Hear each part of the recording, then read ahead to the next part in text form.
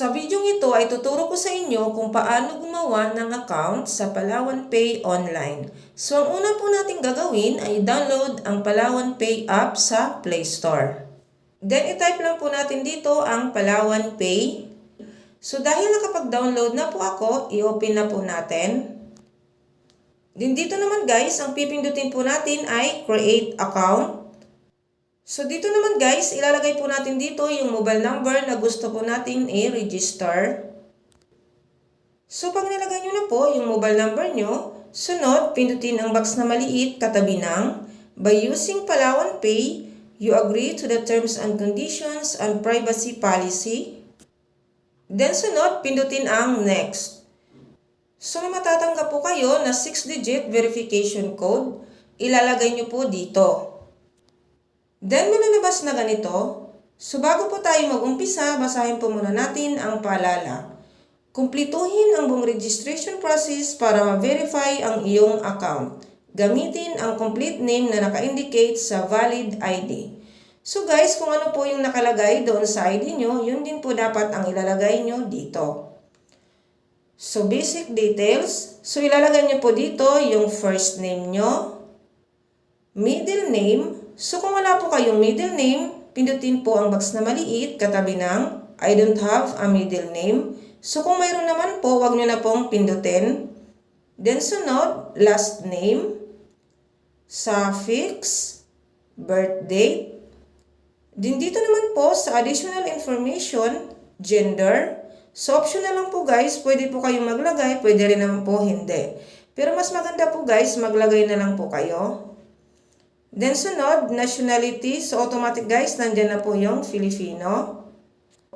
So pag nailagay nyo na po, by clicking next, you confirm that the above information is true and complete. So i-double check nyo maigi guys. So pag okay na, sunod, pindutin ang next.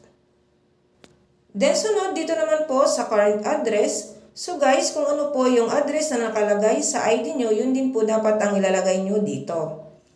So country, Philippines. So ilalagay nyo po dito yung province nyo, municipality, barangay, unit, house number, building, street name. So pag nailagay nyo na po, by clicking next, you confirm that the above information is true and complete. So i-double check nyo guys. Then sunod, pindutin ang next. So may lalabas na ganito. So ito po yung mga guidelines guys sa pag-selfie. Ilagay sa loob ng frame ang iyong mukha during KYC selfie. Siguraduhin maliwanag at malinaw ang mukha. Alisin ang mga cover sa mukha gaya ng mask, panyo, or salamin. So guys, maaring mag-error ang registration kung hindi nagawa ang mga nabanggit. So pag okay na, sunod, pindutin ang continue.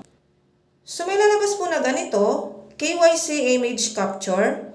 So dito guys, ilalagay nyo po sa loob ng frame ang inyong mukha, and then pag nailagay nyo na po, pindutin ang capture. So i-review nyo po yung photo nyo guys. Dapat po malinaw at maliwanag ang inyong photo. Maaaring mag-retake ng selfie kung ito ay madilim o blurred. So guys, kung hindi pa okay yung picture nyo, pwede po kayong mag-retake. So pindutin nyo po yung retake kung ayaw nyo po sa picture. Pero kung okay na po, pindutin ang submit. So wait lang po natin. So may lalabas po na ganito, nominate a new quick pin. So maglalagay na po kayo dito guys ng 4-digit na pin. So kayo na lang po bahala guys kung anong gusto nyong pin. Your quick pin will be used to verify transactions in the app. Avoid using easily identifiable pins such as your birthday. Then sunod dito naman po guys, re-enter quick pin. So ulitin nyo lang po yung ginawa nyong pin kanina. Make sure po guys na magkaparehas. So ayun na siya guys. Congratulations! May Palawan Pay account ka na. Pwede ka nang mag-cash in, magpadala ng pera, mag-cash out, magbayad ng bills, at bumili ng load.